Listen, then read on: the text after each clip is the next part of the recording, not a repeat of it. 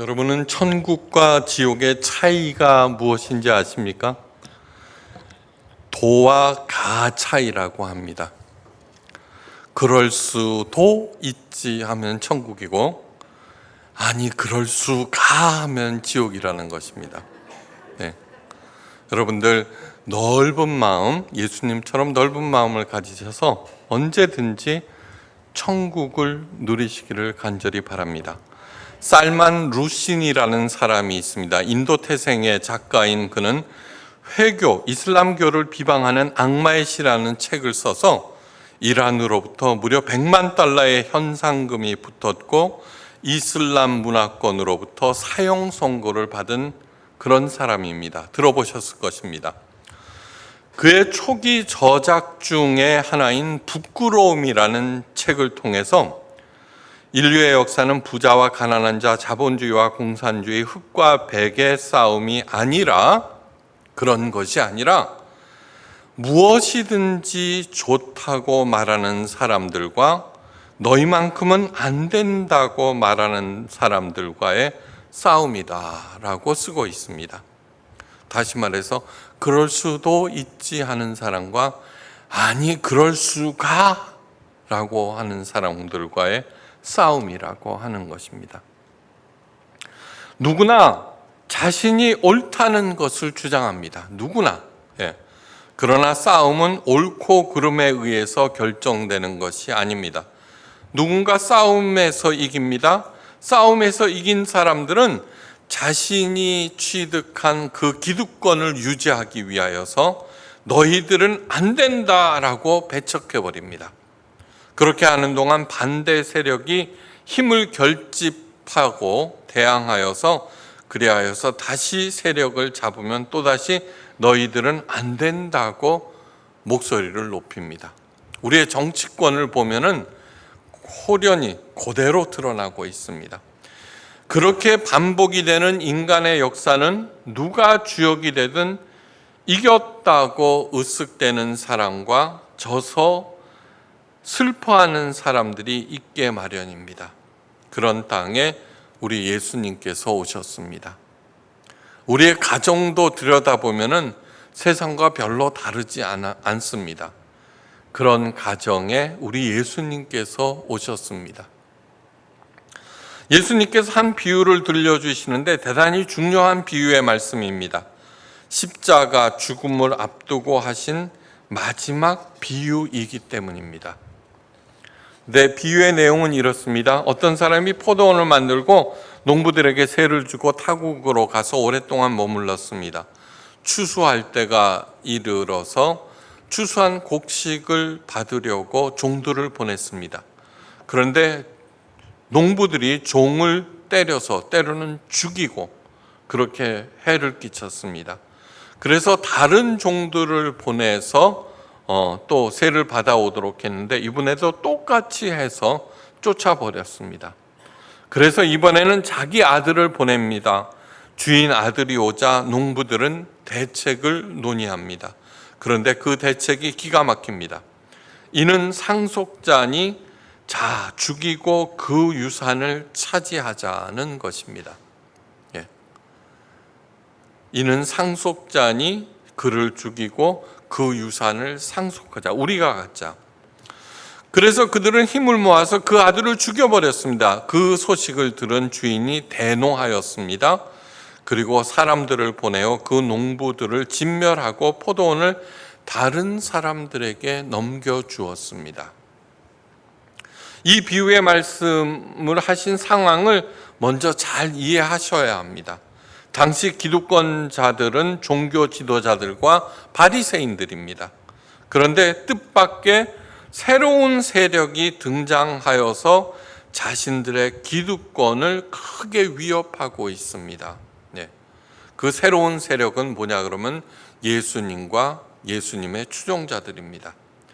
그래서 그들은 그 새로운 세력의 지도자인 예수님께 사사건건 시비를 걸고 들어왔습니다. 당신이 무슨 권세로 이런 일을 하는지, 이 권세를 준 이가 누구인지 우리에게 말하라.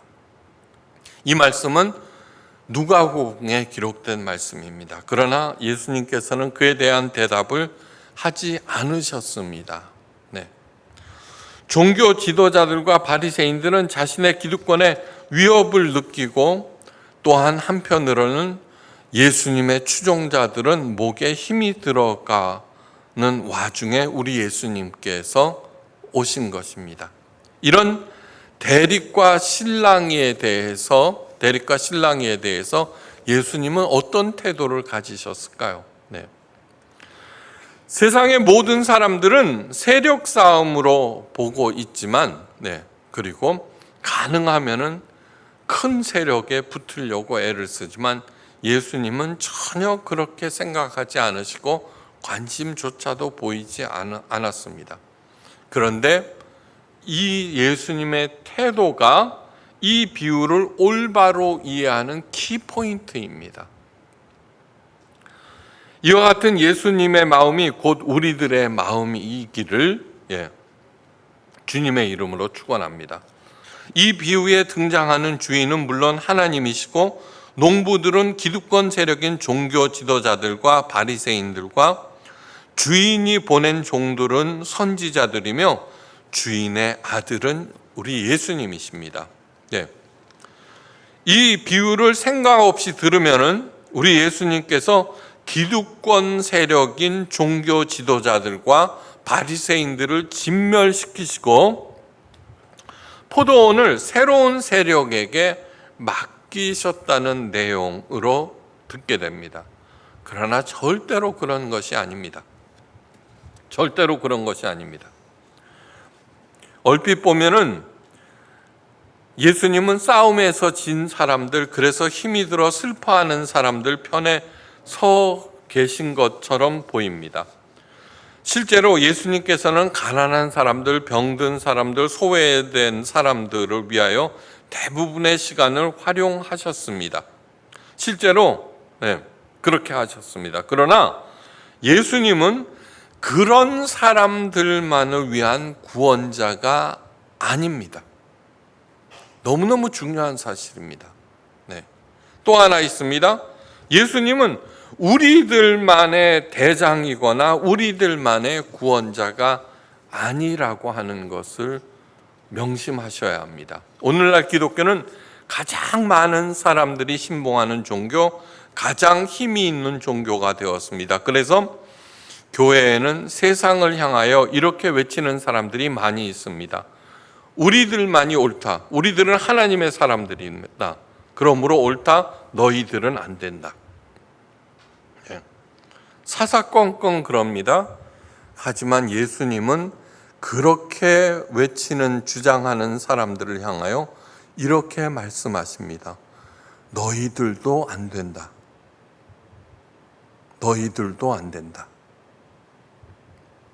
복음서를 주의 깊게 읽어보면 예수님은 누구의 편을 들으신 적이 없다는 것을 알게 됩니다. 주의 깊게 읽으면 마음에 깊이 새기시기를 바랍니다. 예수님이 세상과 우리의 기준이시지 예수님을 믿는 우리가 세상의 기준이 아니라는 것입니다.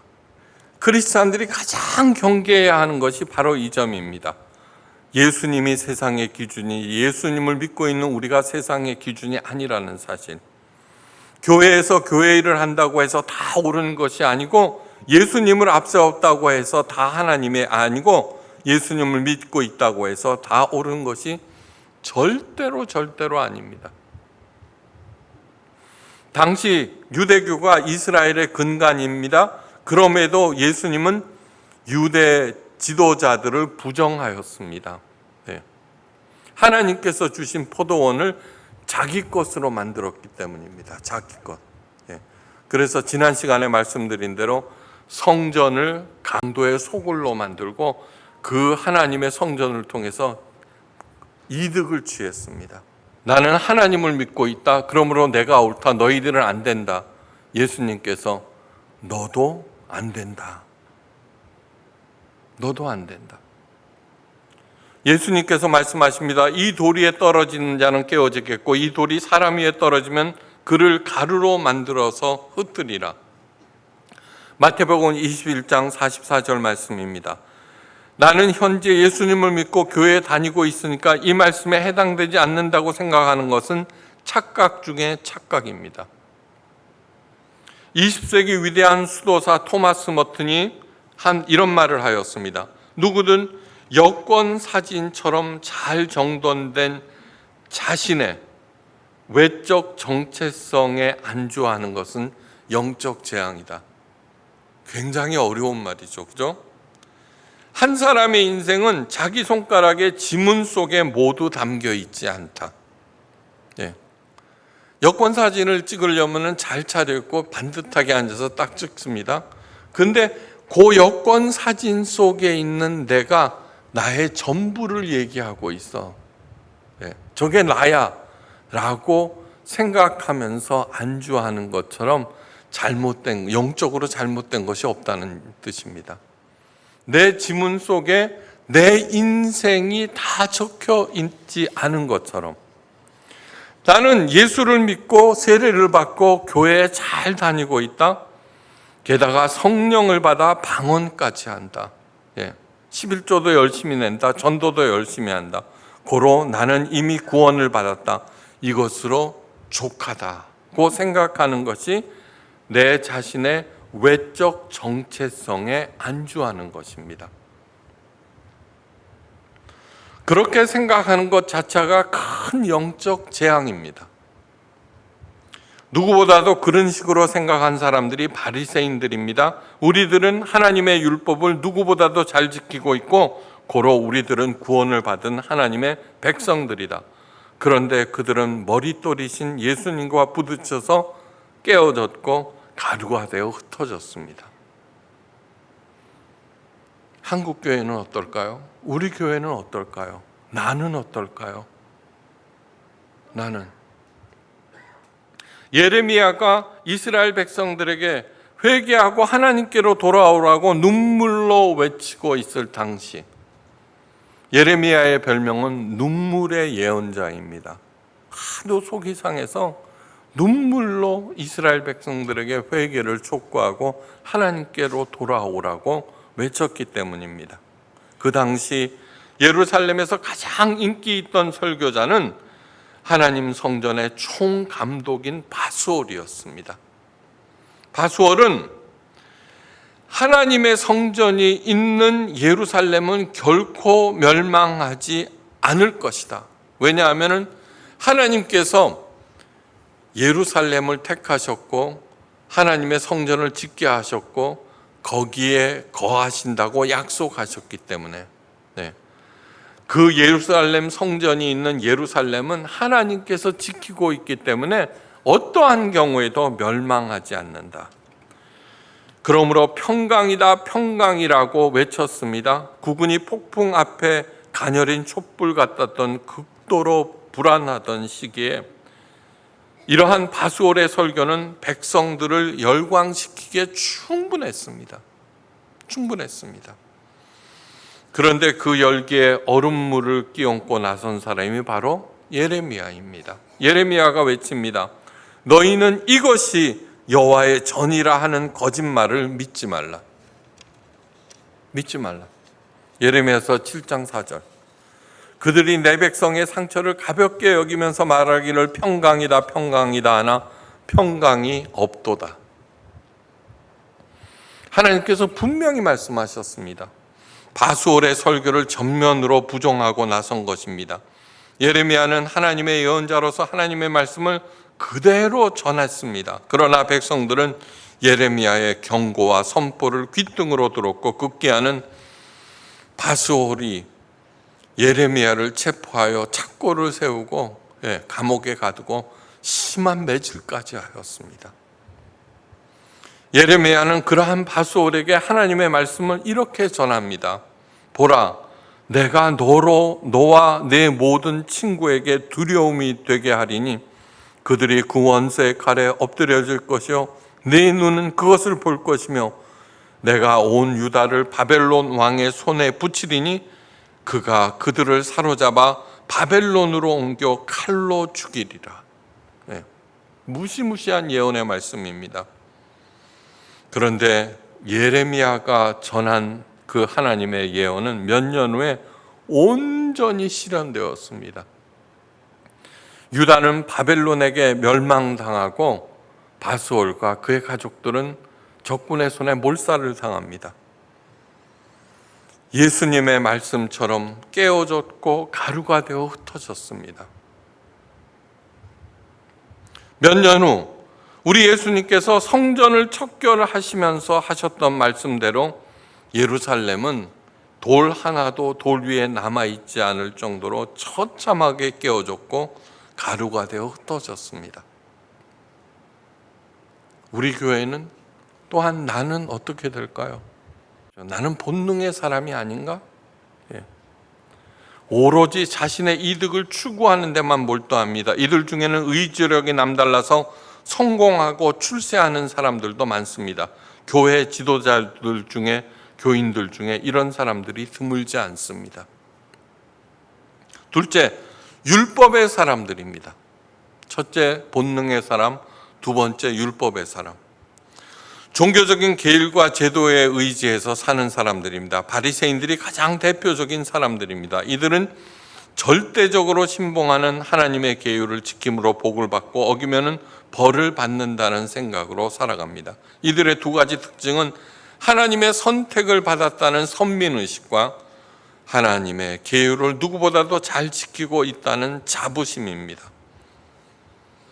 당연히 다른 사람들에 대한 정죄의식이 투철합니다. 자신은 선택받았고 자신은 언제든지 오르니까. 그러면서 동시에 속내는 징계에 대한 심각한 피해의식으로 가득 차 있습니다. 그래서 자신들을 정당화하고 합리화하는 여러 가지 교리들로 단단히 무장하고 있습니다.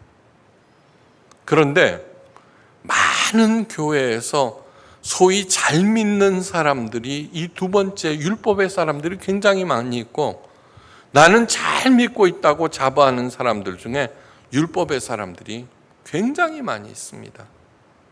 사도 바울이 대표적이었습니다. 히브리인 중에 히브리인이다. 그런데 부활하신 예수님을 만난 다음에 그 모든 자부심과 선민의식을 다 배설물로 여겼습니다. 다시 말해서 예수님을 만나서 스스로의 생각을 다 깨뜨려 버렸고 산산이 가루가 되어서 날려버렸습니다. 스스로가.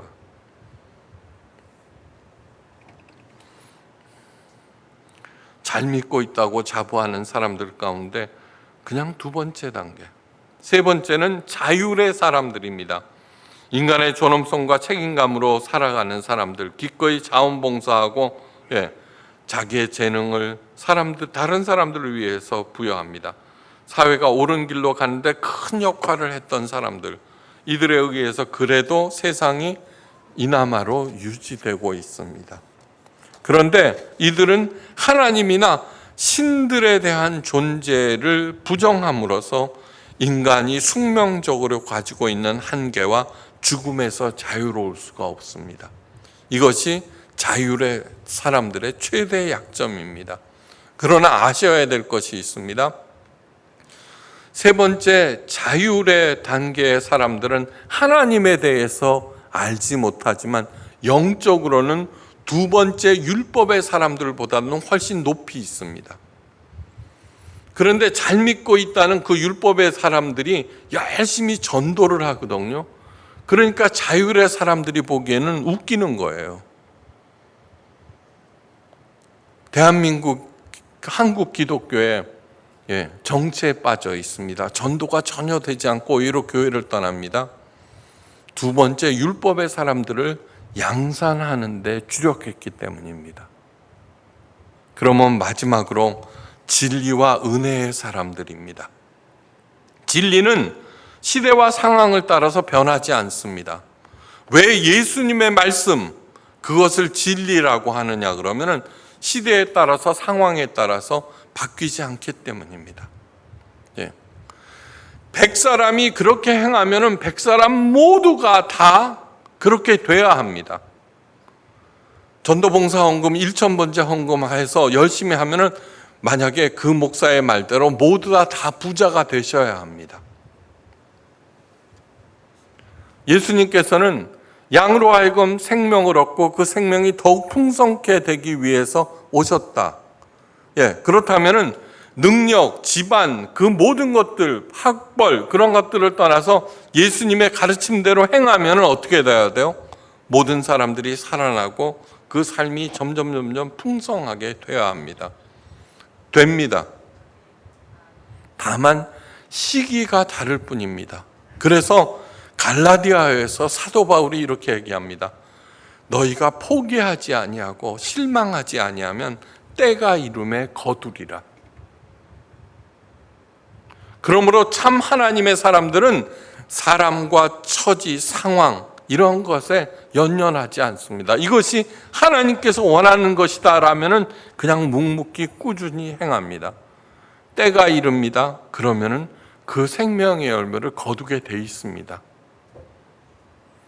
낙담하지 마십시오. 이러한 사람들은 죽으면은 죽으리라는 마음으로 살아갑니다. 진리가 너희를 자유케 하리라는 예수님의 말씀처럼 두려움으로부터도 인간의 한계와 죽음으로부터도 자유롭습니다. 죽으면 죽으리라는 마음으로 살아가므로 세상 것에 집착하지 않습니다. 그러므로 삶을 경쟁으로 보지 않습니다. 인생은 왔다 가는 여행으로서 어떠한 경우에도 비장해지지 않습니다. 이들은 그리스도의 장성한 분량에 이르기 위하여 고난과 역경은 자신을 훈련시키는 하나님의 손길로 겸허히 받아들이면서 평생 동안 거룩한 성숙을 이루면서 뚜벅뚜벅 갑니다. 사물이나 사람들에게 휘둘리지 않습니다.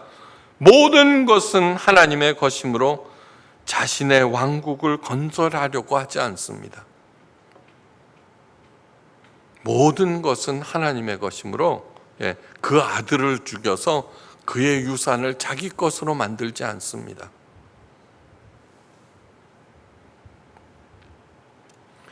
예수님의 말씀으로 이미 먼저 스스로 자신을 깨트리고 가루로 만들어서 자신의 생각을 흩어버렸습니다. 이 진리와 은혜의 사람들이 바로 우리 예수님께서 원하시는 사람입니다.